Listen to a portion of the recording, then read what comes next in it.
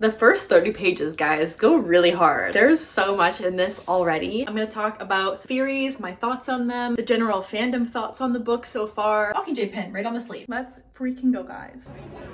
Guys, I'm so excited. It has been 284 days that I have been waiting for this book to come out, but really it's been over a decade. Today is the day, or the day before, Sunrise on the Reaping comes out by Suzanne Collins, and I am so excited. I'm going to the Sunrise on the Reaping midnight release party tonight, and I wanted to take you all with me. We're gonna do a little get ready with me. I'm gonna show you my fun outfit full of nerdy Hunger Games references, which I'm so excited to wear. I'm gonna talk about theories, my thoughts on them, the general fandom thoughts on the book so far, and then we're gonna talk a little bit about the actual book itself, and I'll give my initial impressions once I actually get it tonight. But I wanted to take you along with me for the fun festivities, getting ready before, during, and of course to talk about the book afterwards. Now, as you can tell from the shelf behind me, there's also another shelf I'll show you that's over there. I love the Hunger Games. I recently got some new Hunger Games Sunrise on the Reaping book merch from Out of Print. They had a few different things, but I didn't want to spend all of my money because shipping is expensive. But I want to show you a few things that I got. Firstly, I got this pack of 5 stickers. So you can quickly see that here. And so I love these stickers, especially because it includes a sticker from the latest book. I probably won't actually use these stickers, but they were just displayed on my bookcase over there. Same thing with this bookmark. I think I actually will use it, but it's such a nice display item. These are both from Out of Print, and I absolutely love this bookmark. I feel like normally a lot of Hunger Games merch I see is like not that cute or like not very creative. Like sometimes it's just the book cover like on a t-shirt or things like that. And honestly, that can be cute, but it's not very original. What I love about this bookmark is it's like actually a ticket to the Hunger Games. It's a really nice quality. I love how the color matches the book cover while also just, you know, feeling like you're actually a part of like the Capitol in the Hunger Games. So I think this is really crazy. I really love this bookmark. Alas, guys, I'm so excited. I'm so excited. So thank you for joining me. Now let's get ready. I'll take you with me and we'll talk about number 2, some of my fan theories that I'm very excited to discuss. Alrighty, folks, we have unlocked a new location. My bathroom.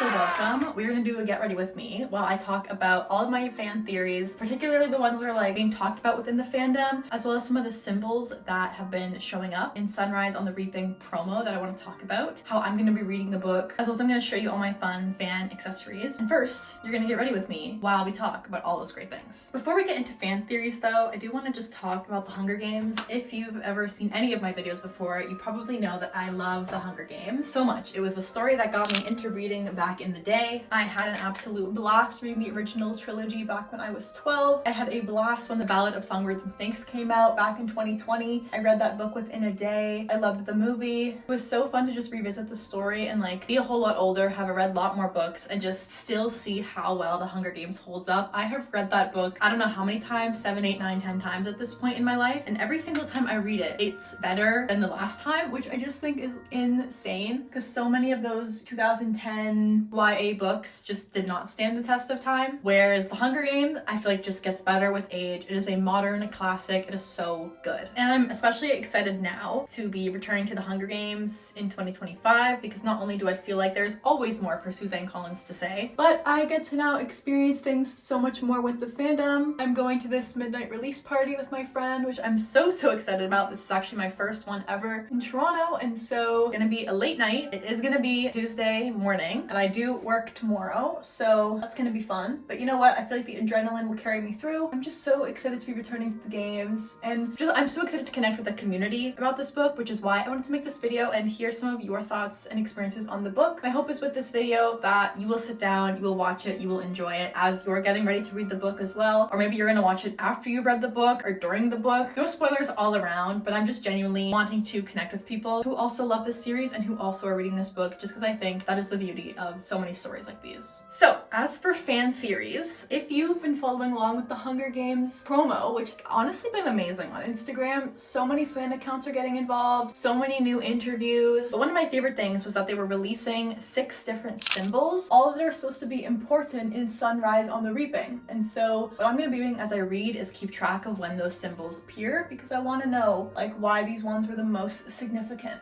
Looking at my notes here, there are 6 symbols that were shown on the Instagram a butterfly, a ladybug, a paintbrush, the sunrise on the reaping actual symbol, candy, and then the Mockingjay symbol we know from the Hunger Games. So starting off with that last one, the actual Mockingjay symbol, I'm so curious to see what that ends up turning into, because why would the Mockingjay symbol be important in the 50th Hunger Games, right? It makes me think that it definitely has something to do with Haymitch's games before it became something with Katniss's games, especially because with all the little chapter excerpts that we're getting, it really does seem like Haymitch and Katniss's stories really do connect together. I forget who said this on TikTok, but someone was saying about a theory they had was that Katniss and Haymitch's stories are so similar, and that every decision that Katniss makes right, Haymitch makes wrong. And so I thought that was really, really cool, because what if Haymitch in his games was somehow associated with the Mockingjay symbol in the same way that Katniss is, except obviously for Katniss, it turns out well. Then we have the actual sunrise on the reaping symbol. I'm not really sure what that is going to be, because for the 3 trilogy books in the original Hunger Games, the Mockingjay symbol, while being different for every book, it was always like the same symbol actually in the book. So I'm wondering why the symbol for sunrise on the reaping is considered an important symbol. Then we have candy, which people are trying to connect to, I forget her name. I can't remember if it's Lenora Dove or the other person's name I can't remember, who owns the candy shop, and that person's going to be important in the story. Or candy might be some kind of symbol of like innocence and childhood being taken away from you. Obviously, we already know that Haymitch's entire family, his younger brother, his girlfriend, are killed because of President Snow and the Capitol, but maybe that symbol's going to have to do with actual physical candy in the story. I'm not quite sure. And honestly, for these other 3, I really have no idea what they're going to be. Butterfly, ladybug, and paintbrush. The paintbrush probably has to do with rebellion of some sort. I can't imagine its artistic expression, especially in the Hunger Games. And the ladybug and butterfly, I genuinely have no idea, but I will be keeping track of those 6 symbols and giving you my thoughts once we actually read the book. One idea I heard from the Hunger Games teacher Hill over on TikTok, I believe this is what she said, but she was saying that apparently Haymitch kills 3 people. Granted, I haven't read the books in a while, so I don't remember if that's true or not, but she thought Haymitch might have developed the 3-finger salute based on the 3 people he ends up killing in the games. And I thought that was such a smart idea, because no wonder that would make so much sense on how Katniss's and Haymitch's stories come together. We are going to learn so much like lore or history about District 12 in general, and so just like the fact that the Hanging Tree song was because of Lucy Gray and Coriolanus Snow, I imagine other famous District 12 symbols might come back to Haymitch, unintentionally so, mirroring the same journey of Katniss. I also saw another theory by the same creator talking about how she thinks Snow is going to end up being the game maker for the 50th Hunger Games, and I thought, yes, oh my god, that makes so much sense. I wonder when in the Hunger Games did Snow start actually picking game makers, or was it always him who was making those calls and decisions? To me, I feel like for such an important Hunger Games, it makes so much sense that he would do it himself, and especially with the Quarter Quell being that 4 tributes from every district. It makes me think of what happened with the 75th Hunger Games and how they manipulated the actual reveal of what the Quarter Quell was going to be. I wonder if it was manipulated by Snow for some reason for the Quarter Quell. I'm not sure. Lastly, I'm going to do a speed round. Guys, I'm so excited to show you my outfit. You have no idea. It's just so fun. It's so fangirly, and I love being a fangirl. It's honestly my favorite thing. Also, I realized I didn't really introduce myself. For those of you that don't know me, which makes sense if you don't, my name is Lauren. I've been running this channel since I was in high school, and I was relatively consistent with it for about 4 years, and now I kind of want to bring it back, because reading and building like this community of like book lovers to me is so important, and honestly such a fun part of like reading. Like I feel like I enjoy reading. Like I'm like, I don't even know what I enjoy more, reading or like talking to people about the books that I read. Like I was reading a book with my friend Cam at the end of last year, and that was just such a fun experience. I also fully got mascara on my face, but we're gonna clean that up. Okay, we're now gonna do a speed round of some of the most popular fan theories. I forget the creator who started this, so I'll put them on the screen right now, but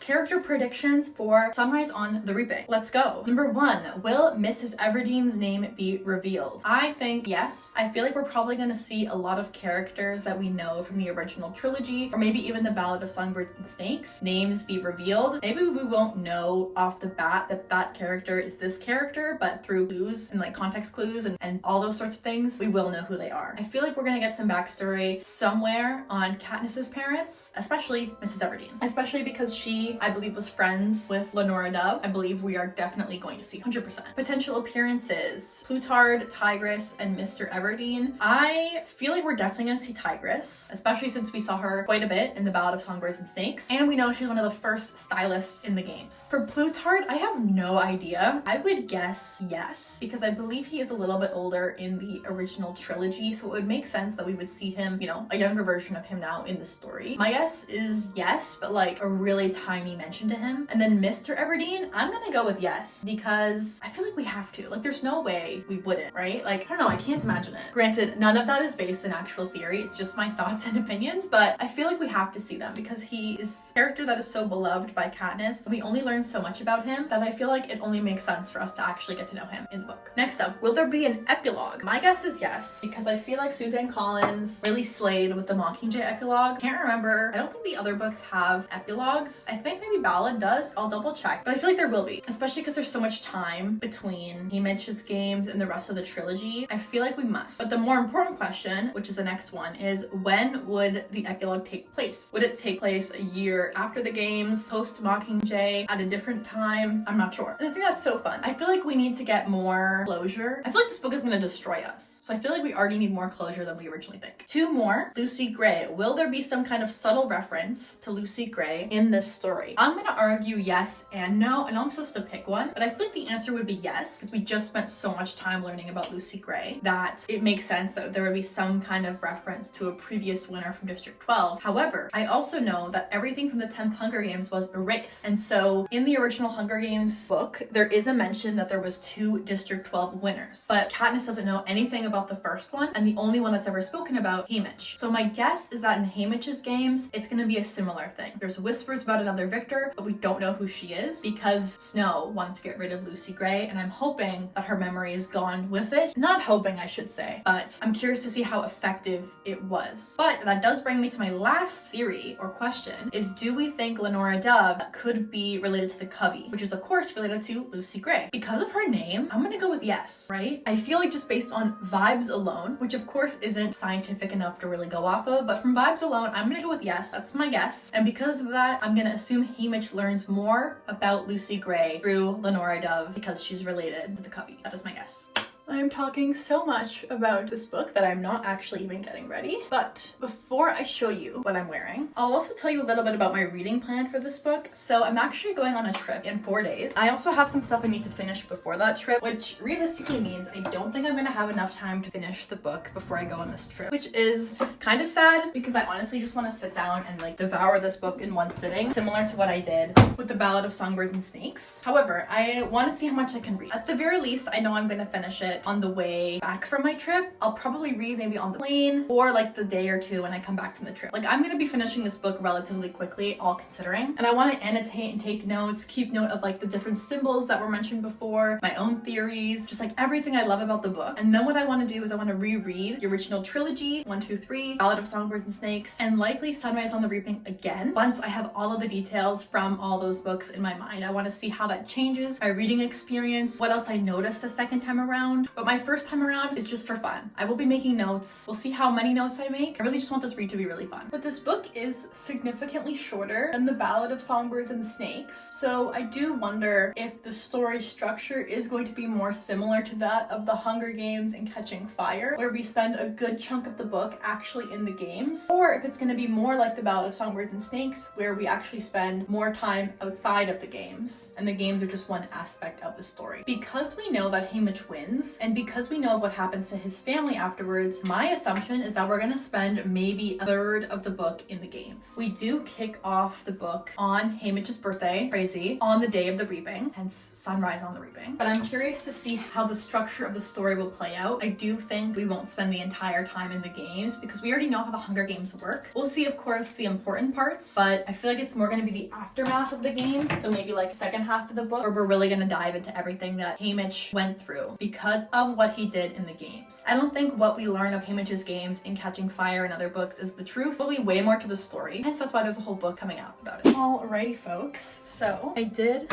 do my hair off camera. I don't know how good it looks. I think it looks pretty good from the front. From the back, I'm not quite as sure. But I thought I would do 2 braids because obviously my girl, Katniss Everdeen, wears braids in the Hunger Games. And of course, as I was getting ready, I was listening to the iconic Rachel Zegler because I think that's very fitting for today. I have this earring set that I got from Hot Topic. I don't know if you can see, but it has the little Academy symbol on both sides. And of course on the ear, I have the Ballad of Songbirds and Snakes image. And so I feel like with the hair back and the little symbol, I feel like that's so fun. I feel like the biggest nerd, but like I literally have not had a chance to wear these earrings because when am I ever going to have a chance to wear them? So why not bust it up today? Lastly, I got this for Christmas. I don't know when. This was from 2016 according to the back of this. So I probably got this for Christmas or my birthday in 2016. And it is a Mockingjay pin set from the world of the Hunger Games. And so we have 4 different pins from the movies. So the original one, Catching Fire, Mockingjay, and then the Mockingjay outside of the hoop. And so I figured I'm gonna wear a pin. I don't know which one. I feel like the original pin is iconic, of course, and it is a symbol in the Hunger Games, but I already have the pin on my bag, which I'll show you in a second, as well as the arm of my sweater, which I'll show you in a second as well. Maybe we do like the Mockingjay breaking free. My god.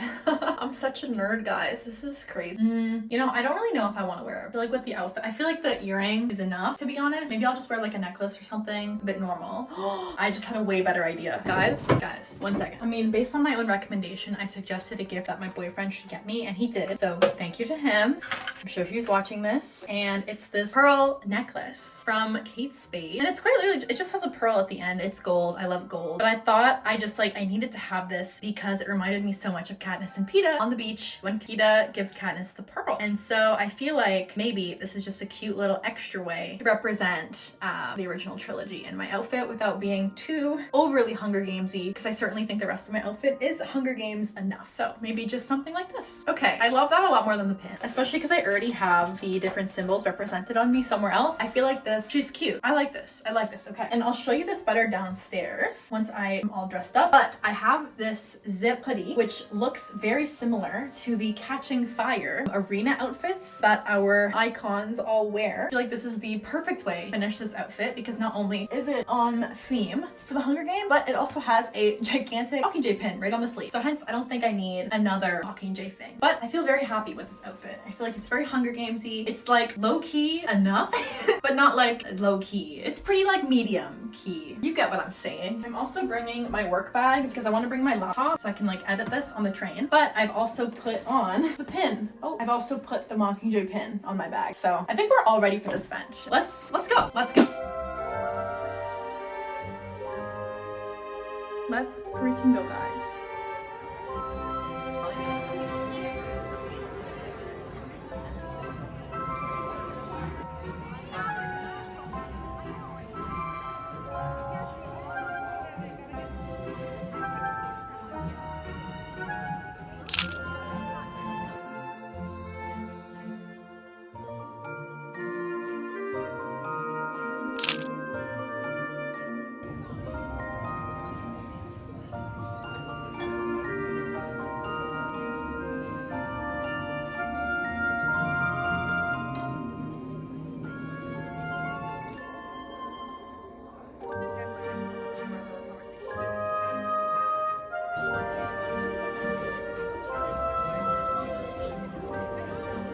Aiden, how are you enjoying our midnight release party? It's good. It's good. It's really good. How's your drink? It's like getting darker as we go on. Yes. Not looking as festive as it once did. It's not, but it's cute. Tasty. It's fun. It's fun. It's festive. What's your favorite part of tonight? I think realizing the fandom Yes. that continues to live on. I know. Everyone has outfits. Yeah. We've seen Effie, we've seen Katniss, we've seen Haymitch, and it's so fun. It's so cute. I love I it. feel very boring. I got my like. Yeah. I got my little You're on outfit. brand. I'm on brand.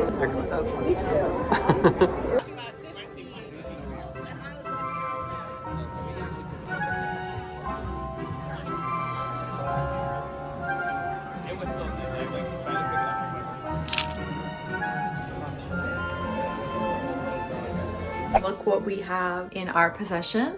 It is the next day and I got home, as you can imagine, from a midnight release party a little bit late, but I read about 30 pages of this book just because like I'm so excited. And no spoilers, but like even in the first 30 pages, like we're seeing some familiar faces, we're getting some hard-hitting lines and themes. I feel like the rest of this book is going to like low-key destroy me based on the first 30 pages alone. Like I can just feel what's gonna happen, even though I don't know, but I just know, you know? Yesterday was a lot of fun. I thought the event, we probably didn't need to be at the event for the full 2 hours. Probably like at least an hour and a half would have been just fine, but it was actually really well organized. While my purple shirt isn't the exact shade, you know, I am trying to be on brand. But we got a little goodie bag yesterday. So we got, I don't know what you would call this, a little print of the book cover. We got 20% off to spend at Indigo. I didn't end up using this. This is like a name tag thing. It says District 1. You got to like spin the wheel, as you might have seen. That was kind of fun. And then they gave us a bookmark, which says they will not use my tears for their entertainment. Mitch Abernathy here. And then we got this little pin. So you know what? For $45, we got a book, we got a 2-hour event, and a few little goodies. I feel like that's like a reasonable price all considering. But oh my god, you guys, I am definitely going to be doing a reading vlog for this book. I don't want to say anything in this video any more than I already have, but like the first 30 pages, guys, go really hard. Like there's so much in this already that I really want to like pour over and really spend my time with. So I think I'm probably gonna finish this book within the next 3 weeks. I'm going away for a little bit, but I want to make sure I give it the time it deserves and it needs to be savored. And I'm just so excited. It's not every day a new Hunger Games book comes out. And so as someone who loves the series as much as me, I'm just so excited to be able to enjoy this story and enjoy it now. And it's so exciting. Like guys, I'm so excited. Anyways, thank you so much for joining me on this spoiler-free discussion on theories, merch, and joining me for the midnight release party. I hope this was fun, and I hope after watching this video, you are even more excited to actually go and read the book for yourself. So speaking of, you should go do that. I'm gonna go do that. So enjoy. Bye!